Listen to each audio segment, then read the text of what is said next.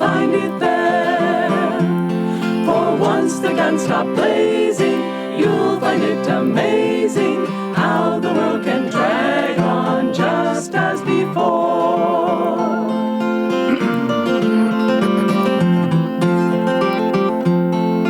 If you're seeking freedom in a marble mansion, if you're seeking freedom, you won't find it there.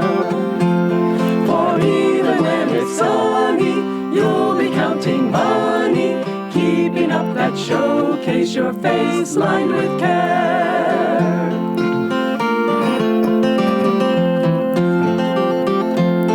And if you're seeking freedom on a throne of power, if you're seeking freedom, you won't find it there. For though men all obey you, what if they betray you? Tense you'll be and waiting for foes everywhere.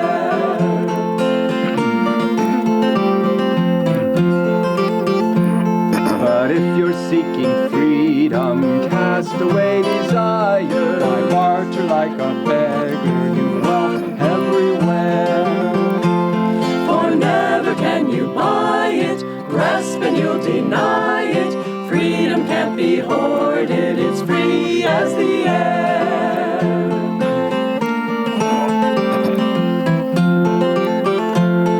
And if you're seeking freedom, seek it on the mountains. Got sunlight on your shoulders, the wind in your hair. For there's no one can hold you, boss about or mold you. Once your heart is free, you'll be king everywhere. For there's no one can hold you, boss about or mold you. Once your heart is free, you'll be king everywhere.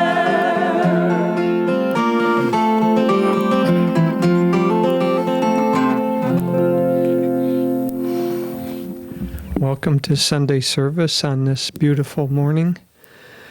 We also want to welcome all those who are watching online.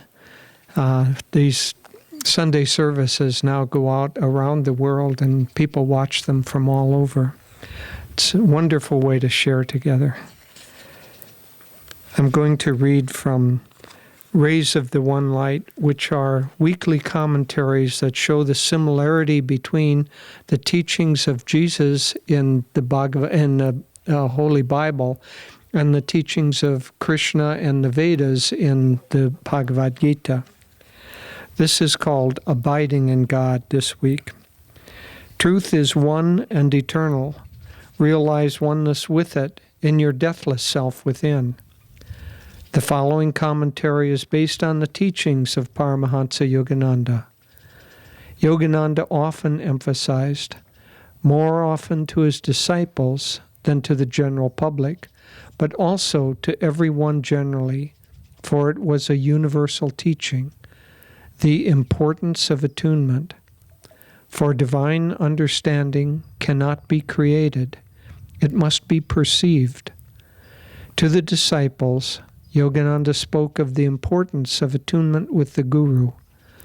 To others, he urged the importance at least of attuning oneself to higher consciousness.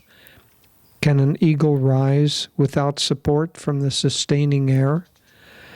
Jesus Christ said in the Gospel of St. John, chapter 15, I am the vine, ye are the branches. He that abideth in me, and I in him, the same bringeth forth much fruit. For without me ye can do nothing. If man abide not in me, he is cast forth as a branch, and is withered, and men gather them and cast them into the fire, and they are burned. If ye abide in me, and my words abide in you, ye shall ask what ye will, and it shall be done unto you. Herein is my Father glorified, that ye bear much fruit, so shall ye be my disciples. How can we abide in him? Jesus said, if my words abide in you. By words, he meant not only his spoken words, but his vibrations, his consciousness, of which the words are only an expression. We must abide by the teachings, but we must also absorb those teachings into ourselves, that they become our own experience. For disciples of this path, the more in their hearts they live consciously in the presence of the Masters, the more they will find divine presence living within them. And for all truth seekers, whether disciples or not, the more they live sustained inwardly by the awareness of God's presence, the higher they will find themselves soaring in wisdom and joy. For the Bhagavad Gita says in the 10th chapter, I am the source of everything. From me, all creation emerges. Blessed with this realization, the wise, awe-stricken, adore me. Thus, through Holy Scripture, God has spoken to mankind. Om,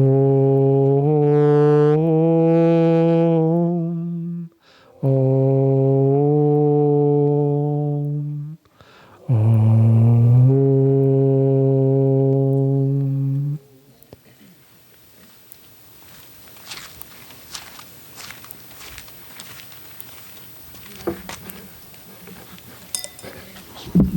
Good morning, everyone. We want to welcome you to our Sunday service, and this morning I want to give a special welcome to a dear friend, Bhaktan. Please stand, Bhaktan. He and his wife, Mantrini, and their daughter, Sabina, have just moved here from our community in Assisi, where he was one of the early members and has lived there for decades. And now they've moved back. His wife is American. Bhaktan is... I know, not really. You're everything. And we're so happy to have them with us. Thank you, Bhaktan. So do extend a deep welcome to make him feel at home here.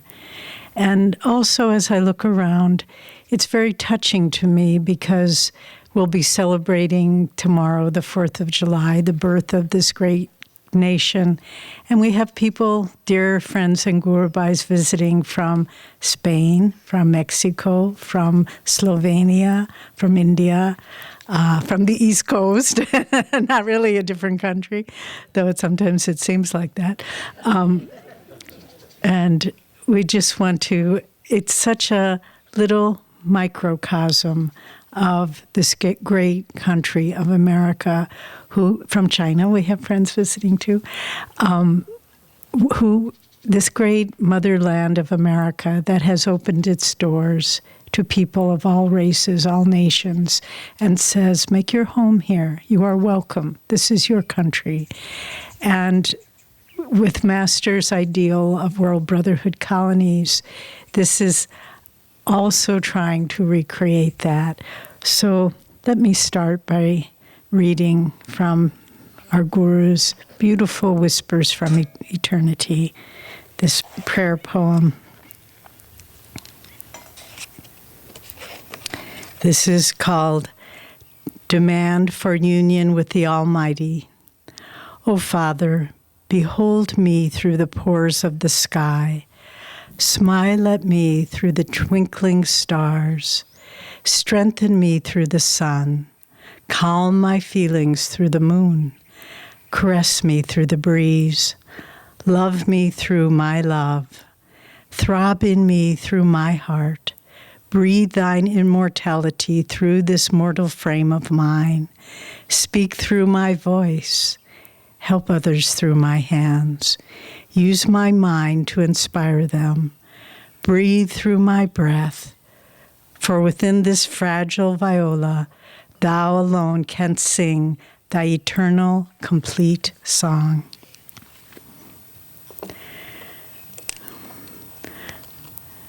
So, as we were saying, the 4th of July we celebrate it for two reasons in the Ananda communities worldwide.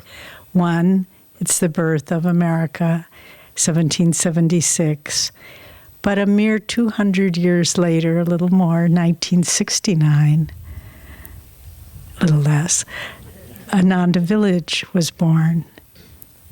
the first of Master's World Brotherhood communities that are dedicated to providing an environment for people, every sincere seeker, no matter what background or language or race or anything, any outward definition. This is a place where people can come to find God, to seek God, to support each other in their search for God. And in large part, I want to dedicate this talk to Ananda's founder, Swami Kriyananda, who was, as we know, a direct disciple of Paramahansa Yogananda. But when we weave together this concept of abiding in God, attuning to God, Swami was able to create a global work for the upliftment of humanity simply by his attunement with his guru. It was not, as we read in the reading, it was not created of his mind, this movement. It was perceived in his soul through his attunement with his guru. And in 1948, in, of all places, Beverly Hills, Yogananda gave declarative, emphatic statement of the vision of World Brotherhood communities. And as we know, I hadn't planned to do this, but here we are in this amphitheater. Master said, youths go north, south, east, and west to cover the earth with little colonies based on plain living and high thinking. And Swamiji was there, and he heard that. And there were others there too, but they didn't hear it. Maybe they heard it with their ears, but they didn't hear it with their heart, because he was the one who went forth and put out that soul call to youths. And we came from north and south and east and west, and we still come. And with growing numbers all over the world to create these communities. But it was Swamiji who, through his abiding in Master, not just in the words, but in the vibration, in the consciousness, he was able to create something out of nothing. And yesterday, we had a wonderful panel. If you weren't able to come, it was videoed and recorded. Do watch it. And we had members who had been instrumental in founding different aspects of Ananda's work, of our apprentice program, which became the Karma Yoga program, and the training of new people, of our Education for Life and the schools that have gone forward, of the Sharing Nature Foundation, which has brought a new way of seeing God in nature to people all over the world, thousands of people, tens of thousands of people, and of the communities movement that started here at the village and then spread from colony to colony, center, meditation group. And one by one they came. And yesterday people spoke of this.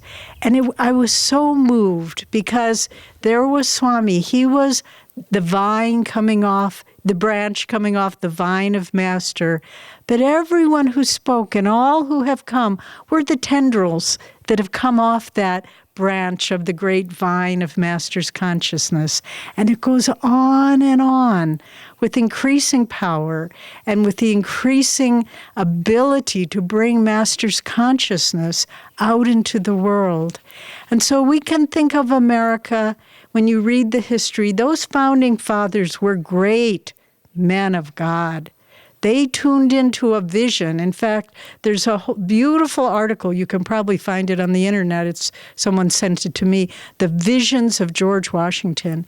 And he perceived what this country was going to be. He didn't create it in his mind. He didn't think, oh, maybe we'll have a lot of states and they'll come together. There'll be 3 branches. It wasn't like that.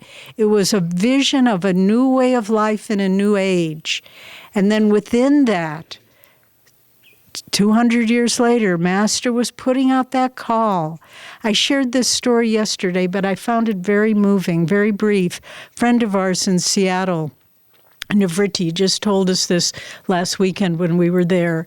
When she was a little girl, she was 6 years old, living in Minnesota. Her family were Lutherans, knew nothing about yoga, meditation, Swami's Autobiography of a Yogi.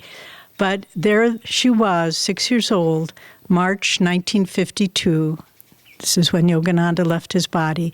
And her mother just happened to look in the newspaper and said to Nivriti and her sister, this Swami, this Paramahansa Yogananda, he just died. And he was a great spiritual teacher from India.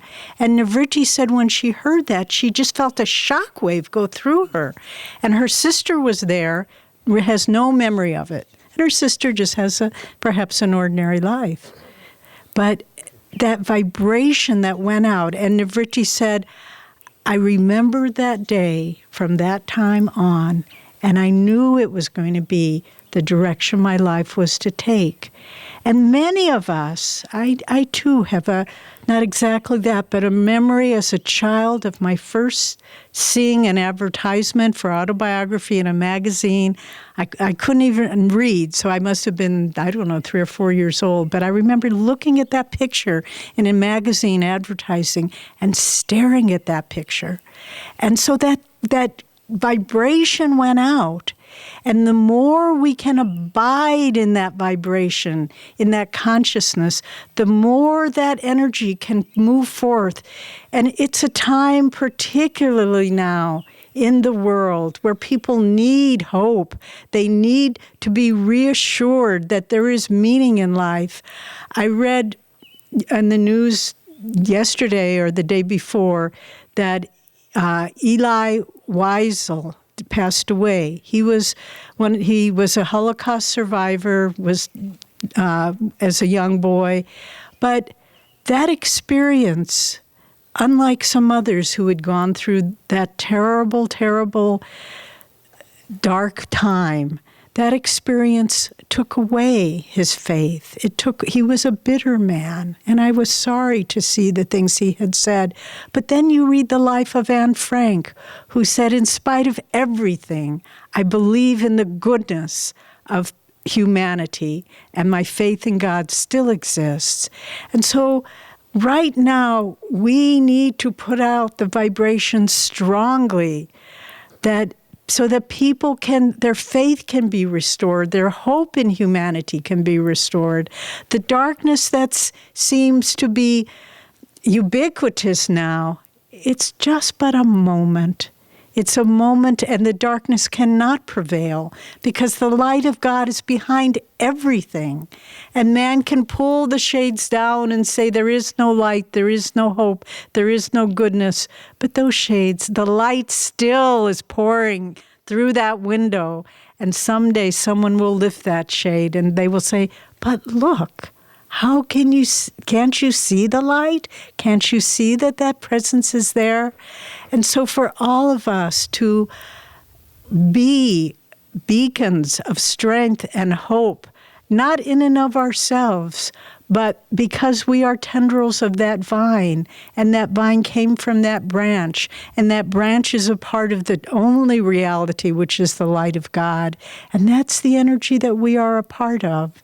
So this is such an important concept that it's only from God that all this comes. And anything that we can do of value is really only exists because of the power of God flowing through us.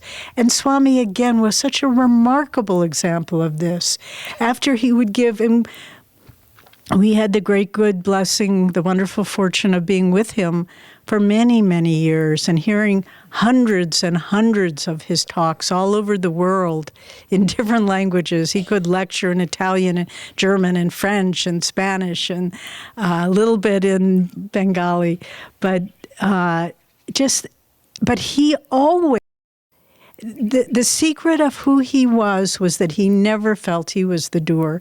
He said, it's just Master. Master is the only thing that's coming through me. And he would say sometimes when someone would be giving him this very long-winded laudatory introduction, he said he would feel like a little mouse running out on the stage, and everybody was looking for this great lion, and he was but that was his greatness, and that's why God could come through him, because he never felt he was the doer in anything, in the music he wrote, in the books he wrote, in the communities he founded. And maybe 10 years ago, Swamiji was still alive at the time, we had a visitor, a Swami Shankar Ananda from Rishikesh, who's part of the Kriya Yoga line, a disciple of Swami Shri Yukteswar, very fine man who has a Kriya Yoga ashram in Rishikesh. And we were showing him all around, and at one point he stopped and he said, how did Swami Kriyananda do all this? And then he paused and said, oh, I know. He didn't do it. God did it. And that's whatever you see here that inspires you or is of beauty on any level, it's because God did it. And there are many little instruments, many little willing hands and hearts and so forth that helped. But it's such a beautiful way to live. And again, we watch Swami. We were sharing stories yesterday, and sometimes he would give us directions or launch off in a new direction that seemed totally illogical. In fact, a little wacko. But we just said, we trust him. We trust his attunement with the Guru. And in that, it always was exactly the right way to go.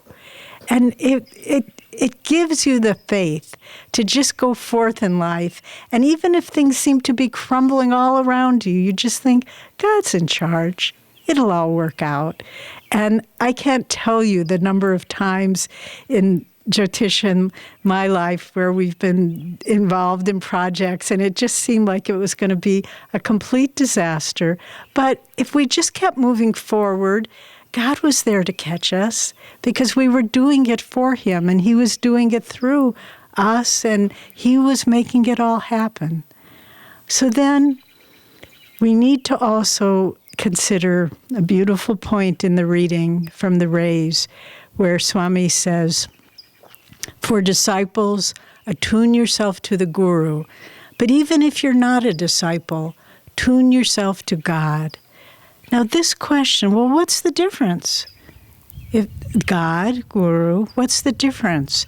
And for those who are drawn to, who have the blessing of being drawn to a true Guru, a Sadguru, they say this is the greatest blessing that any soul can receive. Because what is the Guru? If God is everywhere, what is the need and what is the role of the Guru? Some years ago, Jyotish had the great blessing of going to have darshan with the great saint Ananda Moyama in India with Swamiji. And this was in the early days of Ananda, early 70s. And everyone knew they were going. Nalini went also. And so many of us sent malas and prayer beads and different things to Ma to be blessed. And so there was quite a bundle of them. And so they kind of put them down in front of Anandamoyi Ma, and she, who was just really an incarnation of Divine Mother, so light, so whimsical, so free. And she said, why do you bring these things to this body to be blessed? God's blessings are shining always, everywhere. But she said, but since you have brought them, I will bless them. And then someone asked her, well, will you come to America? And she said, I'm always in America. Wherever my devotees are, there I am. So she never came in her body, but she came through her devotees. And so the Guru, we need to understand the role of the Guru in our lives and in relationship to the divine blessings that are always showering down. God, it's the spiritual law that God has created, that it is only through the intercession of the Guru that the soul can find freedom. And that's why it's such a blessing to tune in to a great guru. And if you don't have a guru, if you're visiting, and if you haven't yet done it, read Autobiography of a Yogi, the great catalyst for a spiritual revolution in our times. But the guru is given to us in a personalized form, not just to one person. Yogananda was a world avatar. Swami said, I feel like he was the avatar of the age in which we live.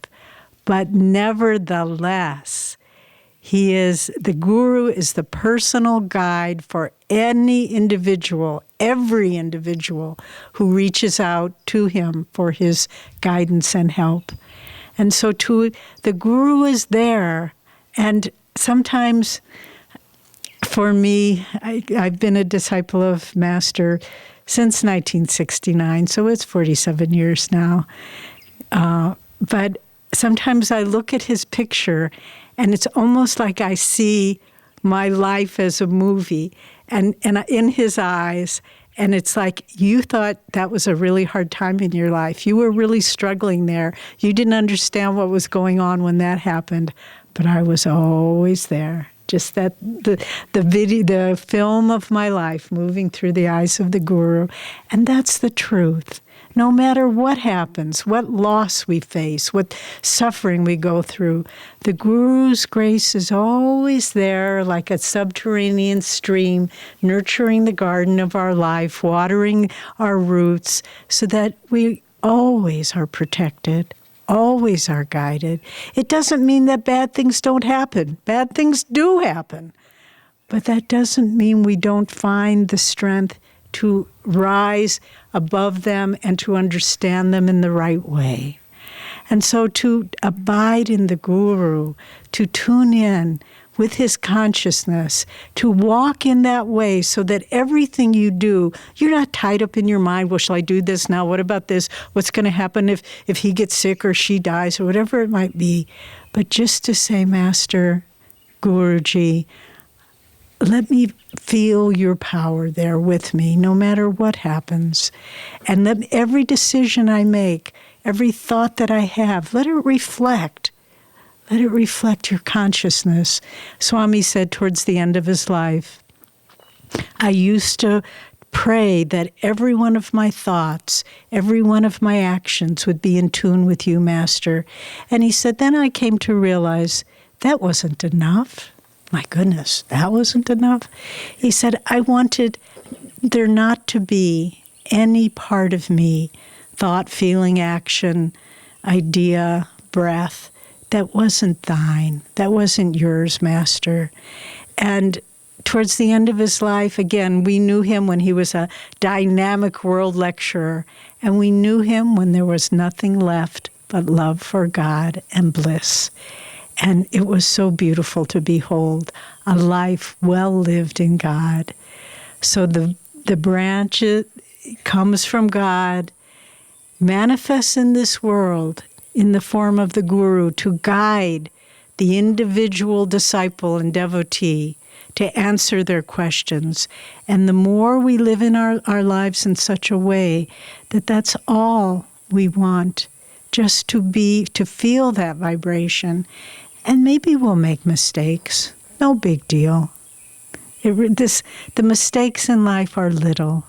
The big things are remembering God, and all the details will take care of themselves. And so, as we celebrate the birth of this nation, the 4th of July, the birth of Ananda, and celebrating it in the awareness that the world is troubled now, that hatred and violence and darkness are having a field day. Nevertheless, the light of God can be brought to this earth by sincere people. And I'll close with one little story that happened a number of years ago, when we were on a pilgrimage to the Holy Land. There were from Ananda, and we were visiting many places associated with the great religions there, Judaism and Christianity. And yet there was tension in the air. And they took us out to a place, the name? No, not Megiddo. Anyway, out in the desert. And it's, according to Revelation, it's this place where the last great battle will begin. And it's just a ruin now. But archaeologically, there are 7 ancient civilizations, one under the other, in this place. Just to give you a perspective, civilizations have come, civilizations have gone. And we stood there in these ruins, and it's in the middle of the desert, in the Sinai Desert. And as we stood there, we were holding hands, and the military jets from the Israeli army were going over quite low, and they were just flying over our heads. And one could feel so much in that place. And we held hands, and we were chanting Om for world peace. And as we chanted it, I could perceive in my mind's eye 2 great beings of astral beings, one might say, of light and darkness. And they were in a struggle, and like arm wrestling, standing up. But one was trying to overpower the other, but they were balanced at that point. But I felt as we chanted Om that our sincere desire for the light to prevail strengthened the being of light. And so you can think, what good can we do? What good can our prayers do? There are forces at play in this world that are much greater than we know. Maybe we can't see them with our eyes, but we can support them. And we can, because God dwells within each one of us. We are not little insignificant beings.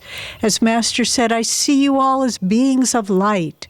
And if we consciously put out that light, the balance in the struggle of light and darkness, we can add to that balance. We all need to own our strength now. We all need to own our ability to be channels of the light. And this is why we are living in this time. We will live to see better times. There may be worse times before that, but we will live to see better times. But we must be part of the wonderful tree of life that is spreading its wings now, spreading its branches now. And even if we're the most frail little leaf at the end of that tree, nevertheless, we are part of the tree of life, the tree of light, the tree of God's consciousness. So let us share that hope and that belief and that faith in our hearts. Let it come in our meditation. Let it come in our prayers. Let it come through everything we do, planting a garden, cooking a meal, going to work. There's nothing to which we cannot bring the light of God if we understand our own capacity to be channels of God's love and light into this world.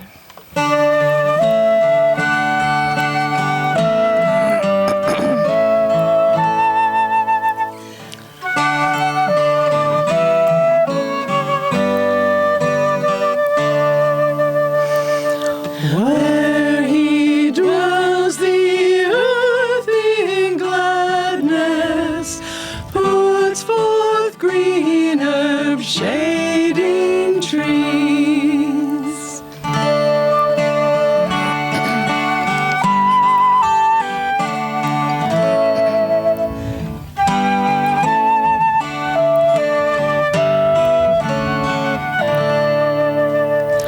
Where he dwells, the earth in gladness puts forth green herbs, shading trees. Gay streams bound to summer meadows, fragrance blows on every breeze.